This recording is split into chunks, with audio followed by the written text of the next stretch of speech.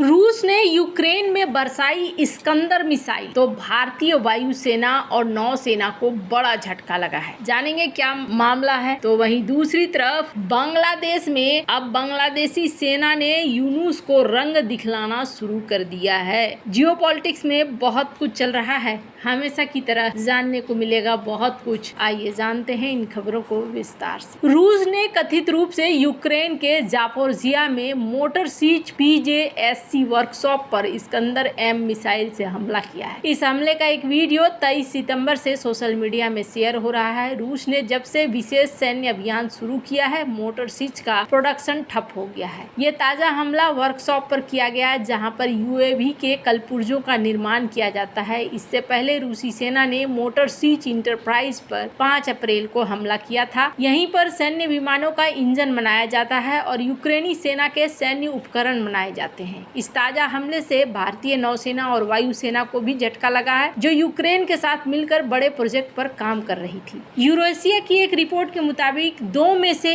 1 Iskander missile ने motor seize के industrial site को निशाना बनाया है। मोटर सीज इंटरप्राइज यूक्रेनी सेना के लिए AI-450 एयरक्राफ्ट इंजन और ड्रोन विमानों के उपकरण बनाती है। इस प्लांट में हमलावर ड्रोन को असेंबल किया जाता है और एंटी एयरक्राफ्ट मिसाइलों को भी तैयार किया जाता है। इन हमलों से यूक्रेन की सेना को तो नुकसान हुआ ही है, भारत की सेनाओं को भी झटका लगा है। भारतीय वायुसेना अपने मालवाहक विमानों AN-32 का आधुनिकीकरण कर रही है। भारत के AN-32 विमानों में 2 इविंचको progress AI-20DM turboprop engine लगा रहता है। इस इंजन को मोटर सीज कंपनी के जापोरिजिया प्लांट और रूस के पर्म इंजन प्लांट पर्म में बनाया जाता है। यूक्रेन की company Spets Techno Export Ivchenko progress AI-20DM turboprop engine के लिए उपकरणों की सप्लाई करता है, जिसका इस्तेमाल भारतीय वायुसेना करती है। भारतीय वायुसेना के पास 105 AN-32 विमान है, जो वायुसेना के लिए रणनीतिक सैन्य ट्रांसपोर्ट एयरक्राफ्ट हैं। यह AN-32 विमान राजस्थान के गर्म माहौल से लेकर चीन सीमा पर लद्दाख के ठंडे इलाके में आसानी से उतर सकते हैं और उड़ान भर सकते हैं। भारतीय वायुसेना AN-32 विमानों पर बहुत ज्यादा निर्भर है। इसके जरिए सैनिकों और कार्गो को उत्तरी सीमा पर पहुंचाया जाता है। PM मोदी ने यूक्रेन यात्रा के दौरान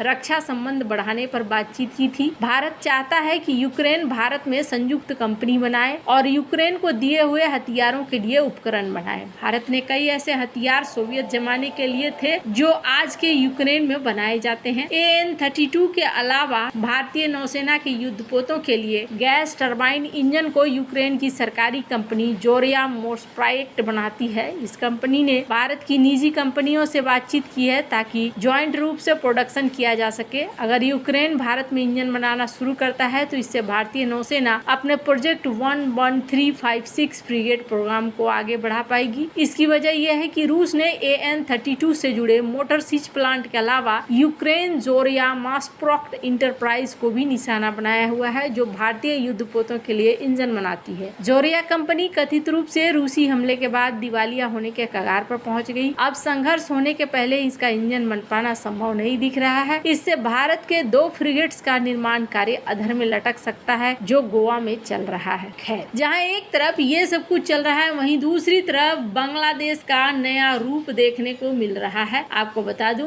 बांग्लादेश को ये देखने को मिल रहा है, यहाँ पर बांग्लादेश और पाकिस्तान दोनों के ही राष्ट्राध्यक्ष UN के मीटिंग में मिले। ये एक ऐसा कदम है जो लगता है जैसे बांग्लादेश पुरानी सारी चीजें भूल गया है। अभी भारत के खिलाफ ये इतना ज्यादा हो गए हैं कि इन्हें अपना पुराना कोई भी इतिहास नजर नहीं आ रहा है। ये चीजें यहाँ देखने को मिल रही है। और पाकिस्तान ने ये कहा है कि हम आपके यहाँ पर इन्वेस्टमेंट करेंगे, हम आपके साथ टाइज को मजबूत करेंगे। अब आपको कहीं पर ये लग रहा है कि अच्छा, पाकिस्तान कहाँ से पैसे लेकर आएगा, पाकिस्तान के पास तो उतना पैसा ही नहीं है। तो स्क्रीन पे एक आर्टिकल देखिए। इस आर्टिकल में आपको दिखेगा जहां वर्ल्ड बैंक यहाँ पर यूनुस को $3.5 बिलियन देने को तैयार है और ये सपोर्ट कर रहा है। ऐसा लग रहा है IMF हो या वर्ल्ड बैंक हो, ये खुद से चल कर आ रहे हैं कि भैया हम तुमको मदद देंगे, हम पैसे देंगे। तो वहीं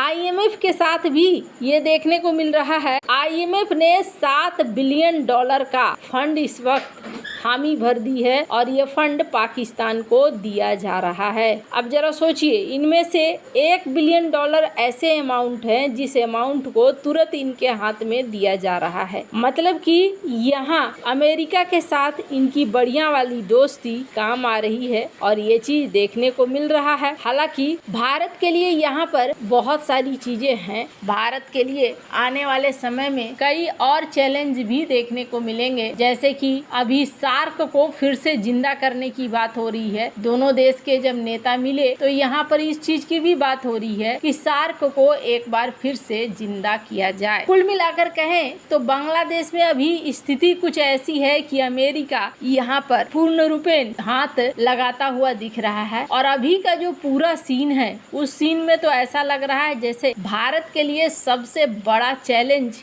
इस वक्त बांग्लादेश ही है। हालांकि बांग्लादेश के chief adviser professor Muhammad Yunus ने कहा कि गवर्नमेंट ह्यूमन राइट्स और फ्रीडम स्पीच अपने देश में लाने के लिए बहुत ज्यादा प्रतिबद्ध है और हम ऐसा करेंगे। हालांकि अभी फिलहाल जो जमीनी हकीकत है, जमीनी हकीकत में ये दिख रहा है कि धीरे धीरे बांग्लादेश की सेना का भी इस्लामीकरण हो रहा है। शेख हसीना के जाने के बाद बांग्लादेश तेजी से इस्लामीकरण की तरफ बढ़ रहा है। अब बांग्लादेश की सेना पर भी इस्लामिक कट्टरपंथियों के आगे झुक गई है। बांग्लादेश की सेना ने पहली बार महिला सैनिकों को हिजाब पहनने की अनुमति दी है। बांग्लादेशी मीडिया रिपोर्ट्स के अनुसार अगर महिला सैनिक हिजाब पहनना चाहती है तो वो पहन सकती है। एडजुटेंट जनरल के कार्यालय ने इसका आदेश जारी किया है, जिसमें महिला सैन्य कर्मियों के लिए हिजाब पहनना वैकल्पिक करार दिया गया है। कहा जा रहा है महिला अफसरों, नर्सिंग स्टाफ, अन्य सैन्य कर्मियों पर हिजाब पहनने को लेकर प्रतिबंध हटा दिया गया है। 3 सितंबर को पीएसओ सम्मेलन के दौरान इस तरीके का निर्णय लिया गया। इसके पहले बांग्लादेश की महिला सैन्य कर्मियों को वर्दी के साथ हिजाब पहनने की अनुमति नहीं थी।